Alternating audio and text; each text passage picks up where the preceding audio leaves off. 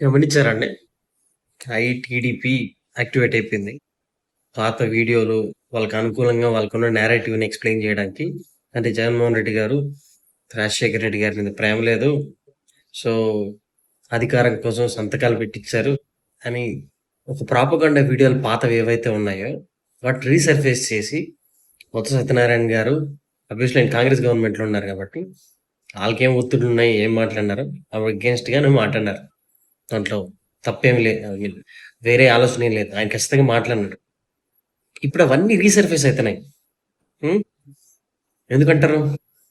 సరే ఈ మొత్తం ఎపిసోడ్‌లో నా క్వెషన్ ఏందంటే, జగన్మోహన్ రెడ్డి గారు వాళ్ళ దగ్గర సంతకాలు పెట్టిస్తున్నారనేది అలిగేషన్. అది మళ్ళీ రీసర్ఫేస్ అవుతుంది కదా!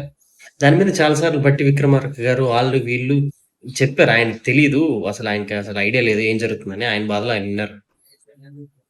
కానీ ఆగట్లే. సేమ్ ప్రాపగండా మళ్ళీ కంటిన్యూ చేస్తాను. సో నా క్వెషన్ ఏందంటే, ఎవరైతే ఈ ఆర్గ్యుమెంట్ తీసుకొస్తారో వాళ్ళకి సరే జగన్మోహన్ రెడ్డి గారు సంతకాలు పెట్టిస్తారు అనుకున్నాం.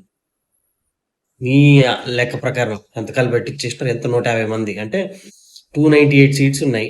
సో 50% ప్లస్ 1 సరిపోతుంది. 150 ఉంటే సీఎంలు అయిపోతారు. ఓకే. ఆయన సంతకాలు పెట్టించుకున్నప్పుడు మరి అక్కడికి ఎందుకు ఆగిపోయిందండి అదే? ఆయన దగ్గర సంతకాలు ఉన్నాయి. ఆయన సపోర్ట్ చేయడానికి ఆయన చేస్తాను. ఆయన సింపుల్గా గవర్నర్ దగ్గరికి వెళ్తే సీఎం అయిపోయాడు కదా, మరి ఎందుకు అవ్వలేదు? సో ఆయన తెలీదు, ఏదో చేశారు ఆవేశాలు.